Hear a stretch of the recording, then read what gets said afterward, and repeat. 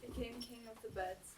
Long, long ago, before you and I were born, or your parents were born, or even when your grandparents were born, the wren became the king of the birds. How did this happen? Well, draw near and we will tell you the tale. One bright sunny day, all the birds gathered at Timor to decide once and for all which one of them was the cleverest, and it was agreed that the cleverest should be the king.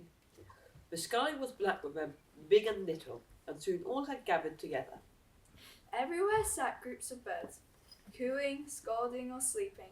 Some were in fine black Sunday coats like old Parson Gull, while Yellow Tommy sat pruning himself on the gorse bush.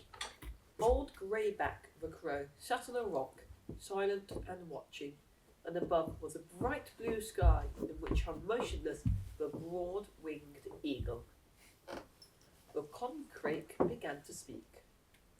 Ready, everyone? Today we will decide which of us is the cleverest bird. Each of you will have a turn to tell of all the great things you can do. Dear feathered friends, you should choose me, for I the falcon am worth the kingdom of man. Oh yes, Falcon, but you can't sing like me. All the birds so enjoyed listening to the loon the thrush singing, that she thought she would be chosen as the cleverest bird. But next, Flame of the Wood, the goldfinch, got up and spread her bright plumage. Then it was the turn of the fork of the wind, the swallow. Never mind singing or colourful feathers, I should be chosen. No one else can fly so swiftly or as far as me. I have visited the countries in Africa.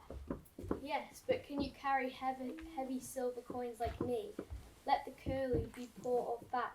She carries a great brooch upon her back. Aha! But who has the riches now? Me, the cunning magpie.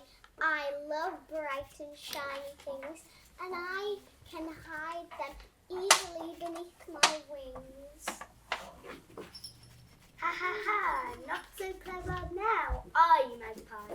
I, Jackdaw, am more cunning and quick, and have taken your shiny things. As the better thief, I should be king.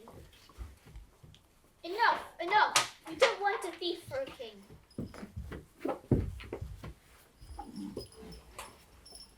Yes, Ginny the Wren, let's hear from you next. Yes, let me have my turn. Small though I am, and slender my legs. 12 chicks I can have, bring out of an egg. And the birds all agreed that Ginny was as clever again as the best of them. But the eagle didn't like it that a tiny little bird like Ginny should be chosen king. So he stepped forward and said, Birds, it is only right that the best bird on wing should be king. Let's hold a competition to see who can fly the highest. Well, I'm the wise old owl, and I never saw anything yet worth flying for. But if you wish it, then up, up, and away! The birds took off and flew higher and higher. The eagle flew highest of all, up and up away to the sun, until he couldn't lift a feather an inch higher. Then he looked down to the birds far below him and shouted, To missionary Dana Ian, I am the king of the birds. I am the king. Tunnel, tunnel, to mish her skin. Not so, I'm above him. But Ginny the Wren was too clever for him. She had taken tight hold of the eagle by a feather under the eagle's great wing and hidden herself.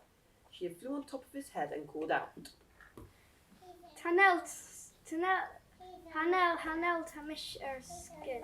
Not so, I'm above him. Down flew the eagle and down flew the wren. Although she was tired and out of breath, she was triumphant, for she was king of the birds. and that is why the people on the Isle of Man thought the wren was a sacred bird, whose feathers were lucky. And so once a year on St. Stephen's Day, people would hunt down the wren and hand out those lucky feathers.